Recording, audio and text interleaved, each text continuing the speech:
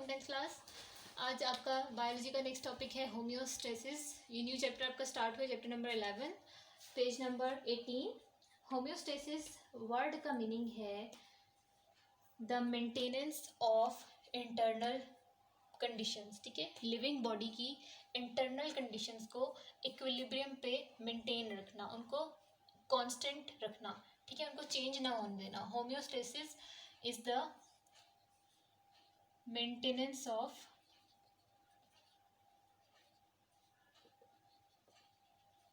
Internal conditions of a living organism. ठीक है, for example जैसे कि चाहे सर्दियाँ हो या गर्मियाँ हो, इन्वायरमेंट में कितना भी टेम्परेचर चेंज हो रहा हो, कॉमनली हम 0 डिग्री से लेके सर्दियों में 0 डिग्री टेम्परेचर हो जाता है, वहाँ से लेकर हम ऑलमोस्ट 45 डिग्री सेल्सियस तक का टेम्परेचर गर्मियों में देखते हैं। तो जब हमारे इन्वायरमेंट में, हमारे सराउंडिंग में टेम्परेचर की इतनी ज़्यादा फ्लक्चुएशन हो रही है, fluctuation is any large change. ठीक है, तो जब टेम्परेचर चेंज होता है हमारे सराउंडिंग में, तब भी इन दोनों सीजन्स में, बल्कि सारे सीजन्स में ही हमारा बॉडी का इंटरनल टेम्परेचर जो है वो 37 डिग्रीज पर ही मेंटेन रहता है। ठीक है, चाहे हमारे सराउंडिंग में कितनी ठंड हो जाए, कितनी गर्मी हो जाए, हमारा इंटरनल टेम्परेचर जो है वो, ह्यूमन बॉडी का इंटरनल टेम्परेचर वो 37 डिग्रीज पर मेंटेन रहता है। This is called homeostasis. ठीक है, this is the maintenance of internal temperature. ठीक है, तो अब हम देखते हैं इसी तरह ऑस्मोरेगुलेशन एक टर्म है, होम्योस्टेसिस की ही एक टाइप है ऑस्मोरेगुलेशन। ऑस्मोरेगुलेशन क्या है? Maintenance of water and salt balance in body fluids, जैसे कि ब्लड, जैसे कि बॉडी, जैसे कि ब्लड है, जैसे कि लिम्फ है। ठीक है, टिश्यू फ्लूइड है। ठीक, तो osmoregulation is the maintenance of water and salt balance. ठीक है, water and salts dissolved in the water, water and salts balance in the body fluids like blood, tissue fluid। ठीक, ये क्यों ज़रूरी है? क्योंकि हमारे जो लिविंग सेल्स हैं वो डिफ्यूजिस और ऑस्मोसिस के थ्रू वाटर को मूव कराते हैं, वाटर और डिजॉल्व सब्सटेंसेस को, डिजॉल्व आयंस को सेल के अंदर और सेल के बाहर मूव कराते हैं। ठीक है, तो डिफ्यूजन कब हो, डिफ्यूजन किस टाइप की मूवमेंट है? जब भी कहीं पे, जैसे ये लिविंग सेल है और इसके सराउंडिंग में वाटर ज़्यादा हो रहा है, सॉल्ट कम हो रहा है, तो अगर सराउंडिंग में वाटर ज़्यादा है तो water will automatically starts moving from the area of its higher concentration to the area of its lower concentration. अगर सेल से ज़्यादा वाटर बाहर हो रहा है, सॉल्ट्स कम हो रहे हैं, और सेल के अंदर सॉल्ट्स ज़्यादा हैं, वाटर कम है, तो सारा water automatically, passively, without the use of energy, uncontrollably ये वाटर सेल के अंदर मूव करना स्टार्ट हो जाएगा। तो इससे तो हमारा सेल बर्स्ट हो सकता है। ठीक है, तो ऑस्मोरेगुलेशन बहुत इंपॉर्टेंट है, वाटर और सॉल्ट का बैलेंस बॉडी फ्लूइड्स के अंदर बहुत इंपॉर्टेंट है। ठीक है, तो osmoregulation is meant for the maintenance of water and salt balance in the body fluids. इसी तरह थर्मोरेगुलेशन एक और टाइप है। Thermoregulation, as the word indicates, thermo means heat. ठीक है, तो इसमें हमने हीट बैलेंस करना है। जो हमारा इंटरनल बॉडी टेम्परेचर होता है, core body temperature is 37 degrees, तो उसे इतने पर ही रहना चाहिए। क्यों? फॉर द ऑप्टिमम एक्टिविटी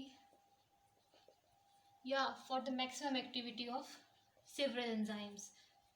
हमारी बॉडी में एंजाइम्स का बहुत इंपॉर्टेंट फंक्शन है। एंजाइम्स बहुत सारे मेटाबॉलिक प्रोसेसेस चला रहे हैं हमारी बॉडी में, तो थर्मोरेगुलेशन डायरेक्टली एंजाइम्स को इफ़ेक्ट करती है।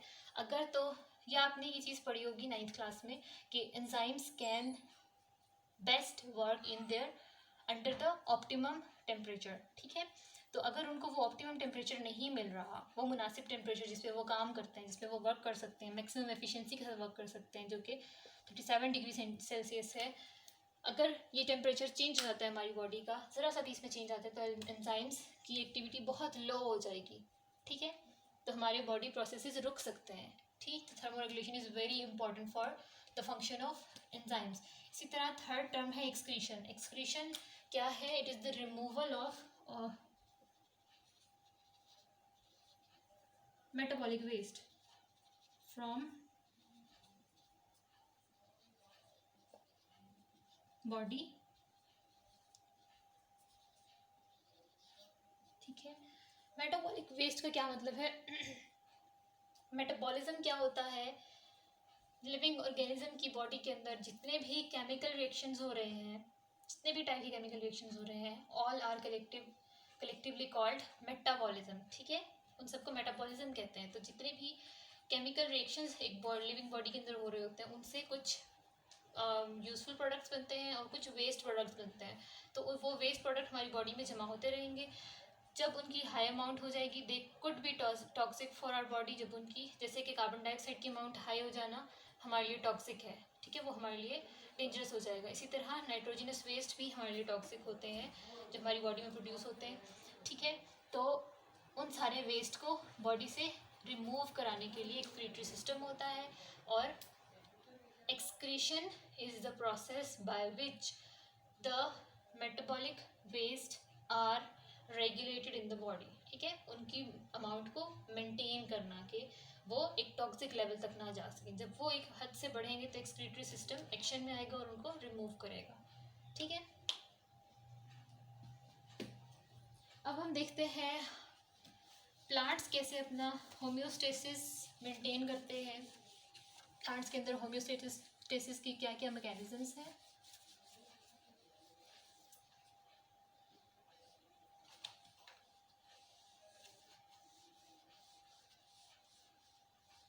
Removal of water.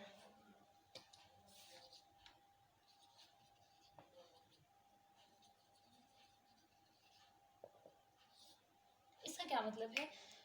अगर हम देखें तो प्लांट्स बहुत ज़्यादा वाटर अपटेक करते हैं। प्लांट की रूट्स जो होती हैं वो कॉन्टीन्यूसली सॉइल से वाटर ले रही होती हैं। ठीक है, कॉन्टीन्यूसली प्लांट की रूट्स सॉइल से वाटर को एब्जॉर्ब कर रही होती हैं, पूरी बॉडी में डिस्ट्रीब्यूट कर रही होती हैं। ठीक है, तो जब तो वो वाटर प्लांट की नीड को पूरा कर रहा है तो ठीक है, लेकिन अब वो मुसलसल वो वाटर थ्रू डिफ्यूजन रूट्स के अंदर आता जा रहा है। ठीक है, सॉइल में से रूट्स में मुसलसल वो वाटर आ रहा है, तो वो वाटर जब पूरी प्लांट की बॉडी से रन कर जाएगा तो फिर एट द एंड वो जो एक्स्ट्रा अमाउंट ऑफ वाटर है, जो एक्सेस अमाउंट ऑफ वाटर है, वो बॉडी के अंदर नहीं रहनी चाहिए। अदरवाइज ऑस्मो रेगुलेशन डिस्टर्ब हो जाएगी। ठीक है, ऑस्मोटिक प्रेशर और ये सब डिस्टर्ब हो जाएगा। तो फिर क्या होगा? प्लांट की बॉडी को क्या करना पड़ता है? एक्टिवली एक्सेस वाटर को अपनी बॉडी से रिमूव कराना होता है बाय 2 प्रोसेसेस। वाटर कैसे रिमूव होता है? एक तो है मेजर प्रोसेस है transpiration. During the day time water removal is carried through transpiration. Transpiration ये क्या है? Loss of water from plant surface. Plant की बॉडी की सरफेस से वाटर मॉलिक्यूल्स एस्केप करेंगे in the form of vapours. ये आपने याद रखना है, ट्रांसपिरेशन में वाटर सिर्फ और सिर्फ वेपर्स की फॉर्म में प्लांट बॉडी से रिमूव होता है। ठीक है, सेकेंड, और ये किस तरह होता है? Majorly through stomata. ये डे टाइम में होता है और मेजरली स्टोमेटा के थ्रू होता है। ठीक है, और बाकी की प्लांट सरफेसेस जैसे कि रूट सरफेसेस। ठीक है, प्लांट सरफेसेस से भी होता है, लेकिन majorly it occurs through stomata. ठीक, सेकेंडली, अब रात के वक्त तो स्टोमेटा ओपन नहीं होते, लीफ के प्लांट के सारे स्टोमेटा क्लोज हो जाते हैं एट नाइट, तो तब तो ट्रांसपिरेशन रन नहीं कर सकती। तो तब क्या होगा? तब प्लांट्स को अगर एक्स्ट्रा वाटर उनकी बॉडी में एक्यूमुलेट हो रहा है तो they have to actively remove that water, forcefully remove that water from their body. तो वो क्या करेंगे? इन लीव्स के इन किनारों पर, इन एजेस पर जो पोर्स होंगे वहाँ से फोर्सफुली उस वाटर को लिक्विड फॉर्म में ही उस वाटर को रिमूव करेंगे। तो हमें लीव्स के इन एजेस पे यूँ वाटर ड्रॉपलेट्स की फॉर्म में दिखाई देगा। ठीक है। तो इस तरह इसे हम कहते हैं the removal of liquid water from forceful removal of liquid water from the edges of leaves in the form of droplets. इसको हम कहते हैं विटेशन, विटेशन कहते हैं इसको, और ये रात में होती है। ठीक है। तो वाटर रिमूवल प्लांट बॉडी से कैसे होता है? Through transpiration and through guttation. ठीक, extra water. Next, removal of gases, respiratory gases,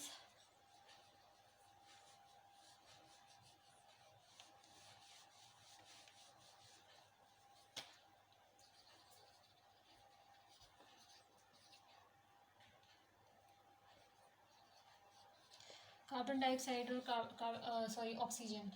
क्या होता है कि प्लांट में डे टाइम और नाइट टाइम में कंडीशंस डिफरेंट होती हैं। एट डे टाइम प्लांट के अंदर 2 प्रोसेसेस रन कर रहे होते हैं।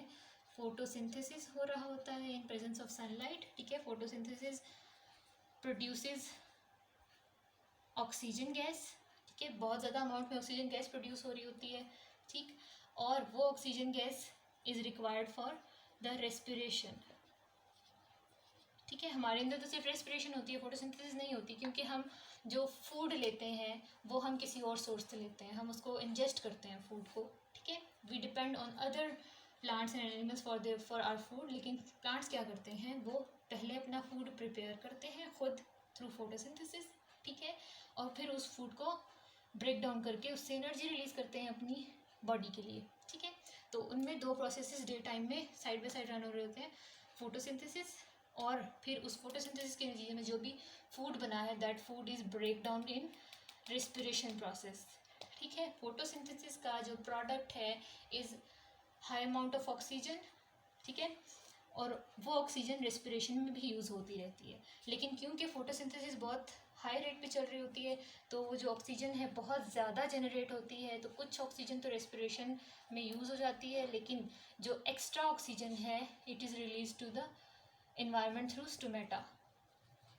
ठीक है, स्टोमेटा के थ्रू एक्स्ट्रा ऑक्सीजन इन्वायरमेंट में रिलीज हो जाती है। ठीक है, और क्या होता है, on the other hand respiration जब रन होती है तो रेस्पिरेशन के रिजल्ट में कार्बन डाइऑक्साइड जनरेट होती है।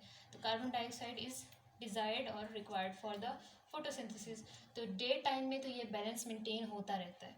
ठीक है, लेकिन नाइट टाइम में क्या होगा, जब फोटोसिंथेसिस स्टॉप हो जाएगी,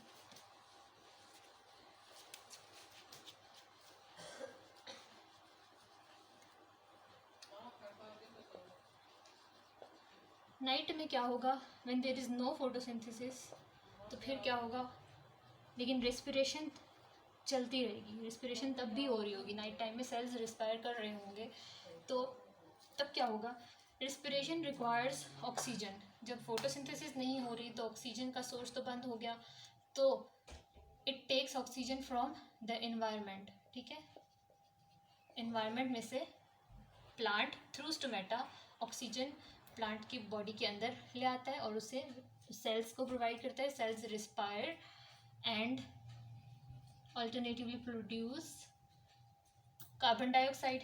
अब जैसे ऑक्सीजन सोर्स नहीं था, ऐसे ही फोटोसिंथेसिस की एब्सेंस में कार्बन डाइऑक्साइड को कंज्यूम करने वाला भी कोई नहीं है, तो that carbon dioxide will start cumulating inside the plant body, वो वहाँ पे जमा होना शुरू हो जाएगी और उसका हाई लेवल जो है वो डेंजरस होगा बॉडी के लिए। तो at night carbon dioxide is released through stomata, through plant surfaces into the environment.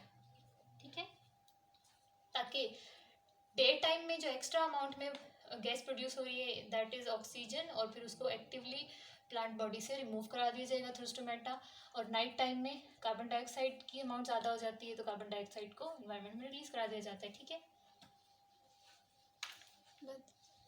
बस आज के लिए इतना ही है।